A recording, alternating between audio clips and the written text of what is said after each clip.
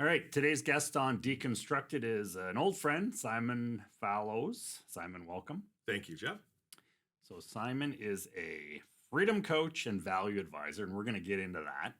Um, I would describe Simon as a big thinker, a passionate individual that really understands, what he wants and what he's looking for.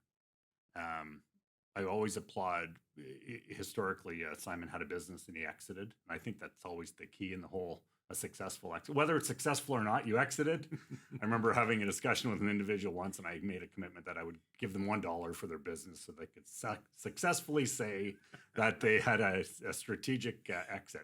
Forget about the value. So I'm assuming it was a successful exit, but I'm just curious. I'm going to focus on the word freedom for a second here. That's a really nebulous term.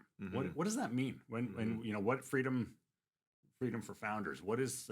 Give me a little bit about that before we get into the details. Yeah. Well, freedom for me is about having choice. And so many business owners are involved in their business, and there's a lot of control. They have too much control, in fact, over the business. Freedom for founders is about relinquishing some of that control. And I know that's hard, but the whole idea of giving up control to actually enter into some kind of a transition. So I say we're going to exit our business where we choose to or not. We're going to die ultimately. And so what I'm trying to do is set up a sequence of events that prepare an owner for that eventual exit. And to do that, they've got to achieve more and more freedom. And that particularly is freedom of their time and freedom of their money. And so much of that, both time and money, are locked up in a business that they can't actually get out of. And they become aware of that often when it's far too late. It's fascinating because we're in Waterloo region, and I applaud the tech companies for knowing exactly what the end will be in most cases, which is to build, to grow, and to get the hell out. And take the money and move on to the next thing. I was at an event last night, a screening of the BlackBerry show, and it was amazing how many founders were there that had exited. And they're so proud of the fact that they exited. Cool, they built something great, but is so tech is like that.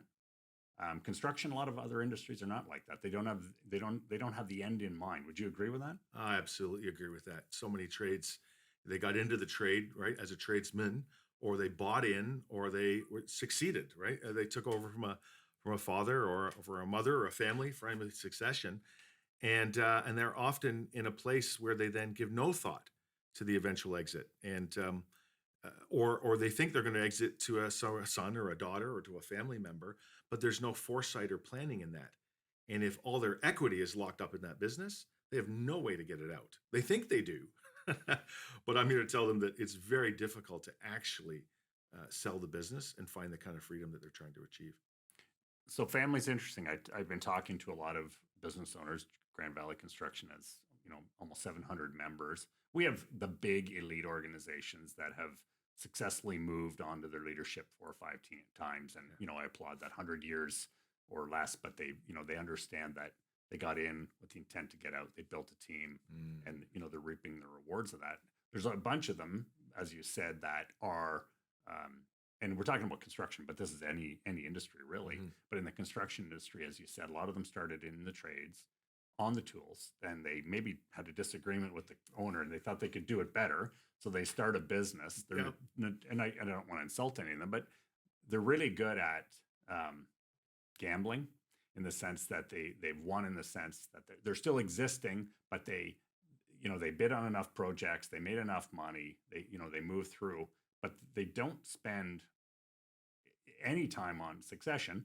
Most of them will say, yeah, I've got 3 sons or 2 daughters, and I want one of them. And then inevitably they're surprised when the kids don't want to go into the trades because they saw dad or mom working 60 hours a week and bitching and complaining all the time. Right. So is that pretty common that you're hearing that? Oh, it's common. So common, right? Only 50% of family transitions actually succeed into the second generation.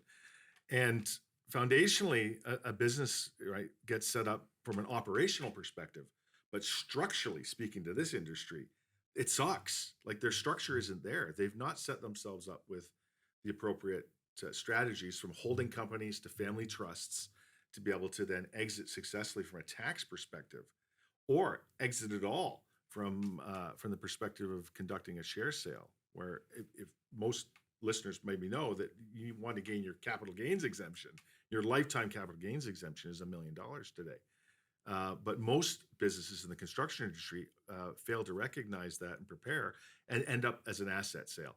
And that's the worst position an owner wants to be in. So financial literacy is a problem. Right.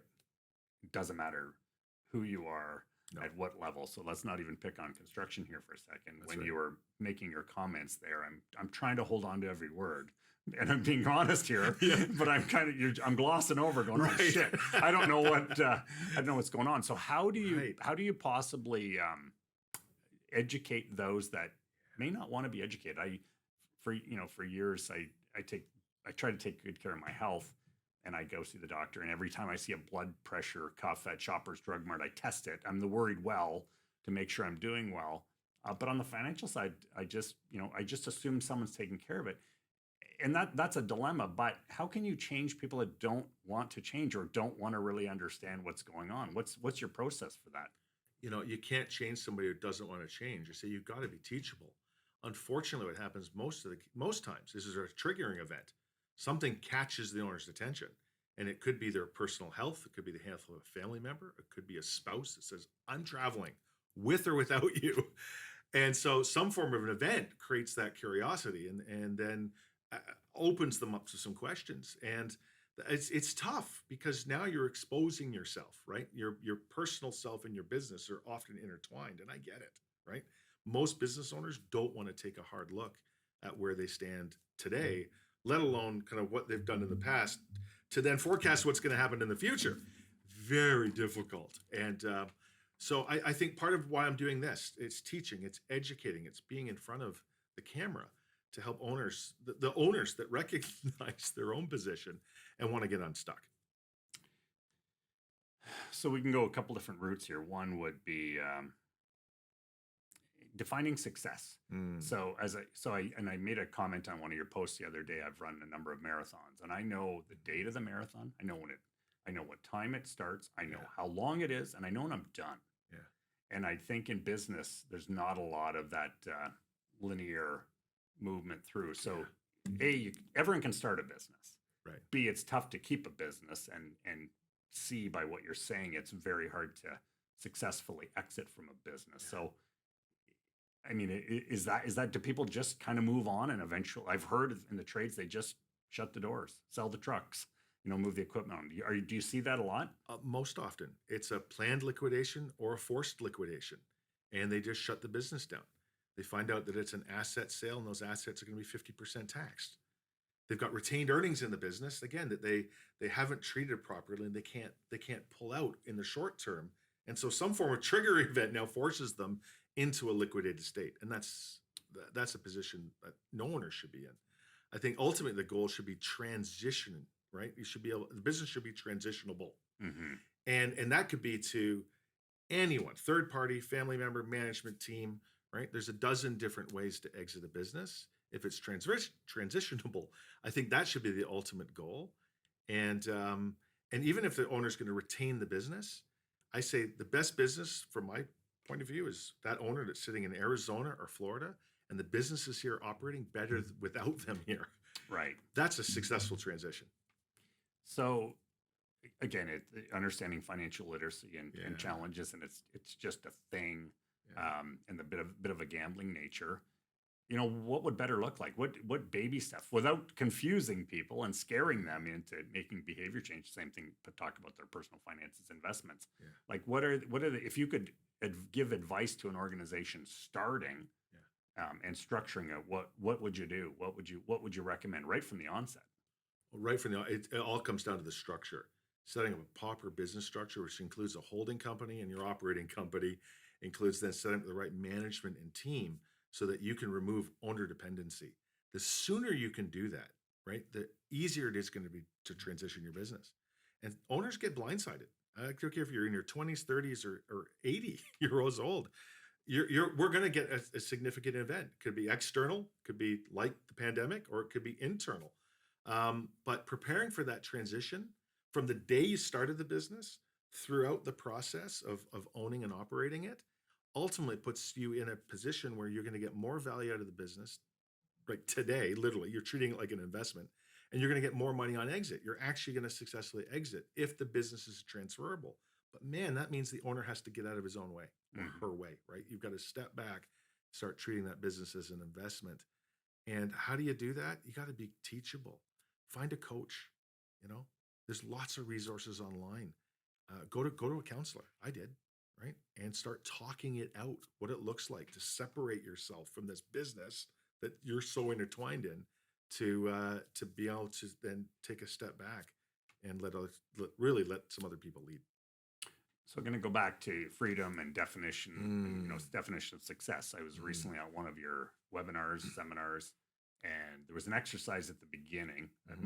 Money's a thing that it's really tough to quantify because there are very few people in this world that I know that say I have enough, Yeah. and because they don't have a goal. And one of my mentors always says, "I've got a bucket of money. It's this amount of money. My life doesn't change if gas goes to $3 a liter, or beer is $15, a flight is $2,000. It doesn't change my life." But Mm, and he spent a lot of time um, having people tell him, "I can make you more. I can make you more." And the reality is, he kind of said, "I don't need any more." mm, But what he was able to do was define what that bucket was. So mhm. in the exercise in the webinar, you introduced a concept, a visioning concept about what does that mean? So there's no dollar value that everyone thinks, a million, 2 million, 3 million, whatever the number is. To walk us through that exercise of like, the visioning, and what does success look like? Boy, and it's variable for everybody, right? I think I come at it with each owner, just what is your purpose, right? Really understanding. We talk a lot about company vision, and we'll hire coaches and consultants, and they'll do vision planning exercises, but it rarely ever goes personal. And um, and so this is a personal effort to really understand what motivates that owner, what is their true purpose. In fact, what when you step into the office or onto the job site, what comes easy? What is the first thing you want to do? And I say you're almost elevating it. You're in the zone. And if you could just do that 80 to 90% of every single day, you found freedom within the context of your own business. If you can just have that kind of laser focus and get into that place, then your business is going to be more transferable, and you're going to let go of all the things you shouldn't be doing. Said you're good at them, but it's purgatory. You're in prison because you hate doing them ultimately. And that's where most business owners get stuck in the daily grind, putting out problems and fighting fires. I say you're either a firefighter or an arsonist. Right. Yeah. So I've talked to a lot of people again in the industry, and Yeah. they're defining success as the cottage Yeah. or Arizona. Or how do you help them transition to understand how they can achieve that versus making enough money to finally say, okay, it's time to go? Yeah. Yeah. Conversation and some tough questions ultimately that lead to a decision, right? I'll ask a business owner, like one of the big decisions you got to make is within the context, is this an inside transition or an outside? Inside job or outside job? Right. You really have to focus on what is the end game. And that's where I start. Freedom for founders. What is the end game? And what now, if you can paint a picture, we do a kind of painted picture exercise. What does life look like? Right. And what are the people, the places, right? The things, and certainly the kind of money you need to achieve this lifestyle that you want. But for me, when I sold my business, it was getting in a cube van. It was volunteering at a place called Hope House in Guelph, right? A not for profit. But I found my passion in a van driving around Southern Ontario, picking up product to supply this food shelter. And in so doing, I had some time in my head. I had the freedom of the road, and I got to meet really interesting people and make a significant difference. And to me, that just transformed the way I looked at business, the way I looked at my current lifestyle, and the way I engaged going forward. So I applaud you, as I said, big thinker. I'm really passionate and caring about individuals. Mm-hmm. How do you not just want to cuff them up the side of the head? How do you hold on to restraint, understanding that there is in fact better out there? Yeah. So, I mean, what do you do when you're sitting across from somebody Yeah. who just doesn't get it? I mean, obviously you have to walk away, Right. but what are some tips and tricks to get them to start thinking differently? Right. Um, I mean, it's really personal, and they really have to be able to want to trust and open up, you know. And if that's not going to be with me, please, right, make sure it's your spouse or your significant other. But my encouragement is to you have to talk this out. There is no other way out of this. You can watch podcasts, you can read books, but you really need to sit in front of people. And I just point to a lot of men in this industry, in the trades, that are stubborn, that are that are routine. They're used to getting up early and working late. And you just have to be able to talk through those things, right? And understand, what does it look like? Everybody says in the next 5 years, I'm going to look at my exit strategy. No, it's today, Right. right? You have to start today. And your situation in this community where businesses, startups, start up right from the beginning with the end in mind. The sooner an owner can do that, the better, of course. How do you get them there? Honestly, tough questions, right? Building trust, but eventually, usually, I just have to, right, move on, point to some people, other people that I trust in my circle, if they don't have anybody, to get solid advice, and ultimately knowing that I'll probably be the receive that call, right?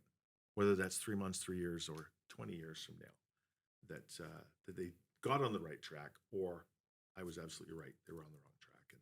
Years ago, my cousin wrote a book called Defining Someday. And And the premise of it was everyone talks about, well, someday I'll retire, someday I'll sell my business, someday. And, right, and if you don't have a definition of someday, you're kind of screwed yeah, in the sense you'll never know when you're going to be there. yeah, So you talk about, I mean, trust is very important. So we have, first of all, back into the construction industry, forget about all the other businesses. This is an ego-driven business, yeah, right? And it's tough because they are often the smartest person in the room.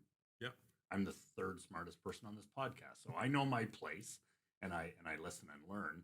Um, there are certain people that are just going to uh, close the door, lock it, and yeah, go live their life, and that's okay, yeah, right? Not everybody, and I guess that's the question back to you is, you have to slowly unpack it. And you can't be preachy, no, right? Because no, you've got someone that has done very well, and often they'll base their success on their fleet or their trucks or their offices or their staff or whatever. There's some really deep people in here too, and their impact in the community. But some people you just have to let go and understand that they're going to just close the door, turn the lights off, and move on. yeah, Trust is not easy no, to because again, it's a gambling industry in the sense they look at a piece of paper or a set of specs now online. They figure they can do it for this. They splash a price up. Supply chain management, talent, all kinds of things are coming into play right now. But yet, for the most part, they are ahead of the game than they are behind in the game. But I don't know, and I'll be curious to hear if people feel this way that they spend a lot of time thinking about the end, and not the end meaning the burial, right, but rather the succession out of the business. So yeah, yeah, trust is important. And again, there's got to be enough. Whether it's your lawyer, your accountant, an advisor, a coach. Who are the other? Where would you recommend people go? Just start somewhere and look for a feel. It's hard. Your wealth planner, it could be a counselor. The difficulty is when you go to all these people, you get different advice, and that becomes even more confusing. And so, your most trusted person is your partner. Outside of that, it's finding somebody. Certainly somebody like me that is maybe in your friend circle, right? Maybe it's a competitor. Like, you guys sit down together for the first time, you two bullish bullheads, and start working this through. Like, and I say it's like, step back. Like, if I got a real owner that's challenging me, it's all about him or her, then step back and how many people are you employing, right? And if it's 9 people, you're probably impacting 80 people in relationships with that extended family, the children, right? And look back at what you built, that legacy, and do you want it just to fold? Is it going to die with you? Or do you want any kind of legacy to live on in the lives of your employees, your friends, your family, your coworkers, your management team, right? So step back and look at what you built, be proud of that. And then start to think about ways in which you can engage in a process that equals transferability. And that's, I mean, it's hard. Hmm. Um, but letting go of your role, your responsibilities. I have a sequence in relationship to counseling an owner through that process. Um, and then, finding other, I guess, coaches and counselors that are willing to work with owners that are open-minded enough to realize that, there's a lot of people that are supporting, and that a transition isn't just about them, right? It's about all those people that can effectively go along for the ride. Yeah, I'm sure you're a busy guy, and fit's very important. I know some brilliant financial people, but I just don't mesh with them. Yeah, But sometimes you just have to have the discussion and say, I can't help you. yeah, We've just come out of a global, well, are we out yet? Of a global pandemic. right. Have you seen an attitude change in what's important to people and what they're thinking? What's the sense of Yeah, what's going on right now? yeah. A lot of pent-up frustration. Um, we experienced freedom, right? Freedom times. Certainly, a lot of employees did, and employers. And then we come out of the pandemic and we can't find employees. A big frustration right there in the trades, right? Not getting enough talent in house to complete the work, and maintaining that growth that they were on pre-pandemic and now post-pandemic. A lot has changed, so it's creating a lot of pent-up frustration and struggles for sure with owners. Yeah, I'm noticing when you get into the weeds with individuals, they're sharing a lot more information Yeah, that, showing a lot more vulnerability yeah, and showing a little bit more concern. yeah, And I think they had to make some tough decisions yeah, going forward.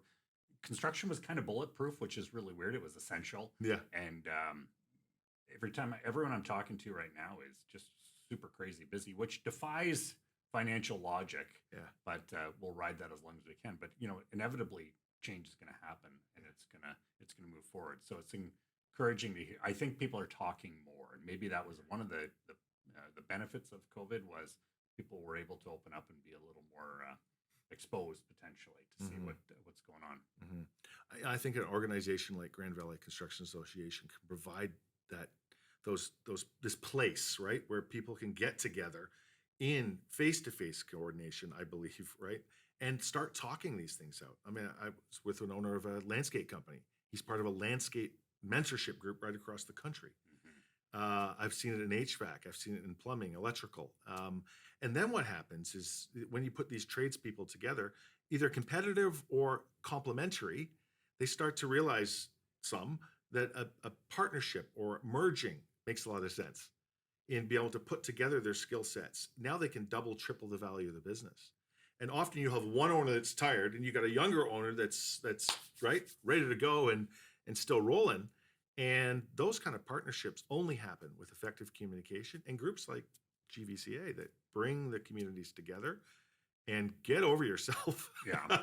Look for ways in which you can partner and you can collaborate together and just start communicating what this future looks like. I mean, this community is unbelievable. What's Mhm. happening in this community?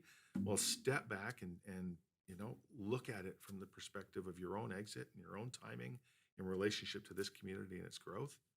It's a great place to be right now. So I applaud your enthusiasm. I uh, I I acknowledge the fact that talking finance, talking strategy is not a difficult thing. So this is, you just got to keep the discussion moving. Yeah. Understanding that people may not want to admit that they don't know enough about this whole process. I'm Yeah. going to give you the final word, and you're going to answer this question. What would better look like? Mm. Hmm. What would better look like? I mean, I think for me, it's better outcomes um, for owners. Honestly, they think this is a one and done. Like if I do sell it, I'm gonna put it on the market in 6 months. I'm gonna wrap it up. If I do just wrap it up or liquidate it, it seems like a 6 month ordeal. It's easy to start a company. It's really hard to close one, whether you're selling it or whether you're trying to wind it up and close it physically with CRA. It is very difficult to do, and so most owners just kick it down the field. Right. Um, and so, A little more discussion, a little more methodical understanding, a little better yeah, definition of freedom, and yeah, what better would look like. You think would position people for for the future, for the future, yeah. Start thinking beyond yourself, right? right? and what's better for you? Yes, certainly might bring more money in your jeans, but ultimately, who can you take along for that ride?